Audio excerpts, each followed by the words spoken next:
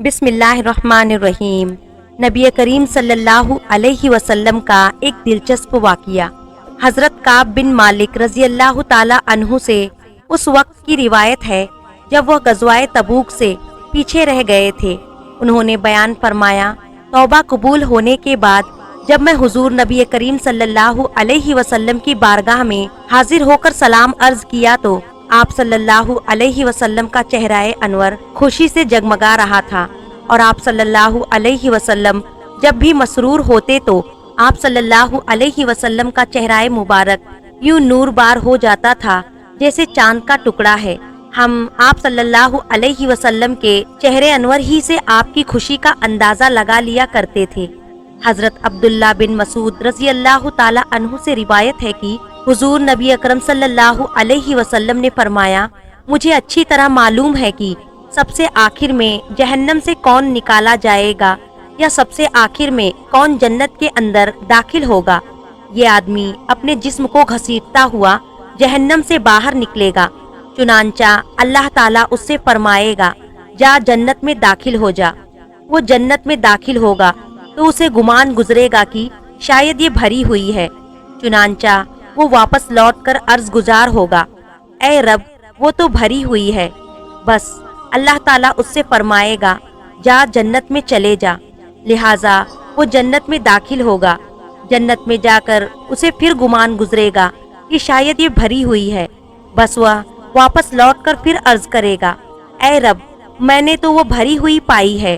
چنانچہ اللہ تعالیٰ اس سے فرمائے گا، جا اور جنت میں داخل ہو، کیونکہ تیرے لیے جنت میں دنیا کے برابر بلکہ اس سے 10 گنا زیادہ حصہ ہے، یا فرمایا تیرے لیے 10 دنیاؤں کے برابر حصہ ہے۔ وہ عرض کرے گا، اے اللہ کیا مجھ سے مزاح کرتا ہے یا مجھ پر ہنستا ہے، حالانکہ تو حقیقی مالک ہے۔ حضرت عبداللہ بن مسعود رضی اللہ تعالی عنہ بیان کرتے ہیں، میں نے دیکھا کہ اس پر حضور نبی اکرم صلی اللہ علیہ وسلم ہنس پڑے، یہاں تک کہ آپ صلی اللہ علیہ وسلم کے دندان مبارک نظر آنے لگے۔ آپ صلی اللہ علیہ وسلم نے فرمایا، یہ اہل جنت کے سب سے کم درجے والے شخص کا حال ہے۔ امام عسقلانی نے فرمایا، یہ کہا گیا ہے کہ آپ صلی اللہ علیہ وسلم صرف آخرت کے امور میں ہنسا کرتے تھے۔ اگر کوئی معاملہ دنیا سے متعلق ہوتا تو اس پر آپ صلی اللہ علیہ وسلم صرف تبسم فرمایا کرتے تھے۔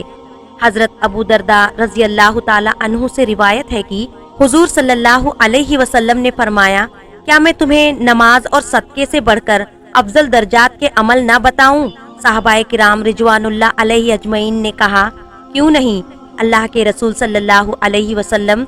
آپ صلی اللہ علیہ وسلم نے فرمایا، آپس کے میل جول روابط میں پھوٹ ڈالنا دین کو موڑ دینے والی خاصیت ہے۔ حضرت سہل بن سعد رضی اللہ تعالی عنہ روایت کرتے ہیں کہ بنی عمر میں چند لوگوں کے درمیان کوئی جھگڑا تھا۔ آپ صلی اللہ علیہ وسلم اپنے چند صحابہ کے ساتھ ان کے درمیان صلح کرنے کے لیے تشریف لے گئے۔ نماز کا وقت آ گیا اور نبی اکرم صلی اللہ علیہ وسلم تشریف نہیں لائے تو حضرت بلال رضی اللہ تعالی عنہ آئے اور انہوں نے اذان دی۔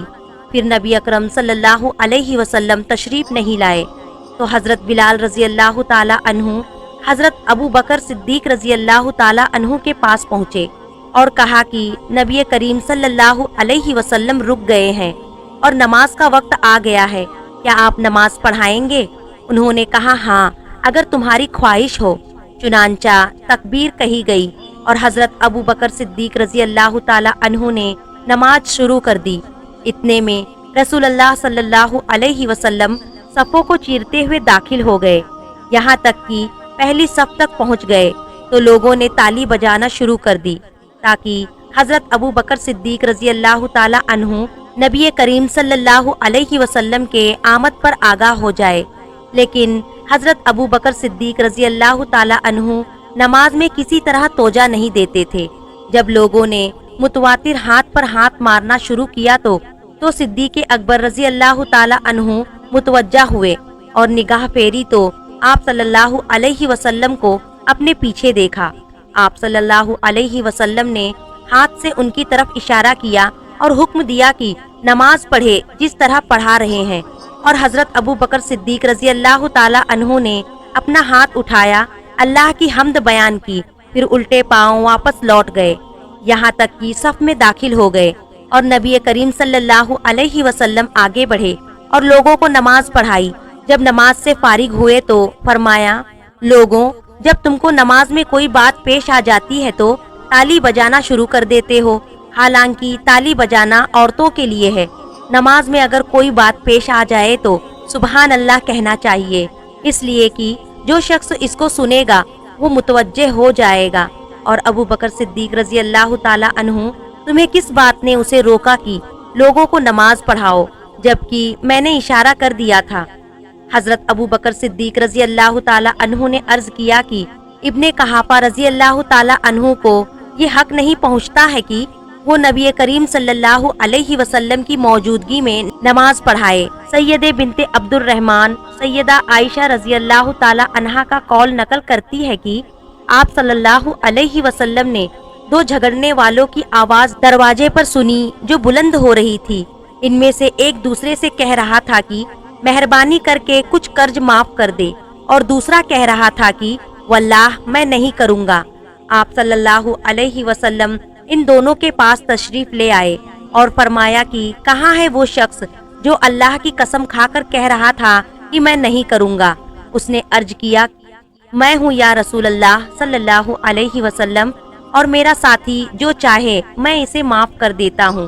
سیدہ ام کلثوم بنت اقبا رضی اللہ تعالی عنہا سے روایت ہے، انہوں نے بیان کیا کہ میں نے آپ صلی اللہ علیہ وسلم کو فرماتے ہوئے سنا کہ وہ شخص جھوٹا نہیں ہے جو جھوٹی بات صلح کرنے کے لیے کہہ دے، مثلاً دعا میں رنج ہو، اور یہ ملاپ کرنے کی نیت سے کہے کہ وہ تو آپ کی خیر خواہ ہے یا آپ کی تعریف کرتے ہیں۔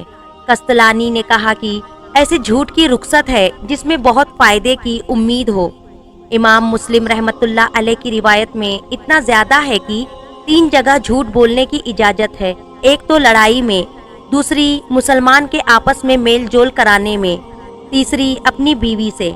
حضرت ابو ہریرہ رضی اللہ تعالی عنہ سے روایت ہے کہ آپ صلی اللہ علیہ وسلم نے فرمایا، ہر سوموار اور جمعرات کو بارگاہ الہی میں عمل پیش کیے جاتے ہیں، بس اللہ تعالیٰ ہر اس شخص کے شگیرہ گناہ معاف فرما دیتا ہے جو اللہ کے ساتھ کسی کو شریک نہ ٹھہراتا ہو، سوائے اس شخص کے کہ اس کے اور اس کے بھائی کے درمیان دشمنی اور کینہ ہو، تو اللہ تعالیٰ فرماتا ہے ان دونوں کو چھوڑ دو یہاں تک کہ یہ صلح کر لے۔ امام اوزاری رحمۃ اللہ علیہ کہتے ہیں، اللہ پاک کو سب سے زیادہ وہ کام پسند ہے جو مسلمان میں صلح اور باہم تعلقات کی اصلاح کے لیے اٹھے۔ حضرت انس رضی اللہ تعالی عنہ سے روایت ہے کہ ہم نے ایک دفعہ نبی کریم صلی اللہ علیہ وسلم کو دیکھا کہ آپ صلی اللہ علیہ وسلم مسکرا رہے ہیں، تو حضرت عمر رضی اللہ تعالی عنہ نے پوچھا، یا رسول اللہ صلی اللہ علیہ وسلم، کون سی چیز مسکراہٹ کا سبب بنی ہوئی ہے؟ آپ صلی اللہ علیہ وسلم نے فرمایا، میرے 2 امتی اللہ تعالیٰ کے سامنے گھٹنے ٹیک کر کھڑے ہوں گے، ایک کہتا ہے کہ یا اللہ، اس نے مجھ پر ظلم کیا ہے، میں بدلہ چاہتا ہوں۔ اللہ تبارک و تعالیٰ اس ظالم سے فرماتا ہے کہ اپنے ظلم کا بدلہ ادا کرو۔ ظالم جواب دیتا ہے، یا رب، اب میری کوئی نیکی باقی نہیں رہی کہ ظلم کے بدلے میں اسے دے دوں۔ تو مظلوم کہتا ہے کہ اے اللہ، میرے گناہوں کا بوجھ اس پر لاد دے۔ یہ کہتے ہوئے نبی اکرم صلی اللہ علیہ وسلم عابد ہو گئے اور فرمانے لگے، وہ بڑا ہی سخت دن ہوگا، لوگ اس بات کی حاجت مند ہوں گے کہ اپنے گناہوں کا بوجھ کسی اور کے سر دھر دے۔ اب اللہ تعالیٰ طالب انتقام سے فرمائے گا، نظر اٹھا کر جنت کی طرف دیکھ۔ وہ کہہ اٹھے گا، جنت کی طرف دیکھے گا اور عرض کرے گا، یا رب، اس میں تو چاندی اور سونے کے محل ہے اور موتیوں کے بنے ہوئے ہیں۔ یا رب، کیا یہ کسی نبی کی، کسی صدیق اور شہید کی ہے؟ اللہ تعالیٰ فرمائے گا، جو اس کی قیمت ادا کرتا ہے اس کو دے دیے جائیں گے۔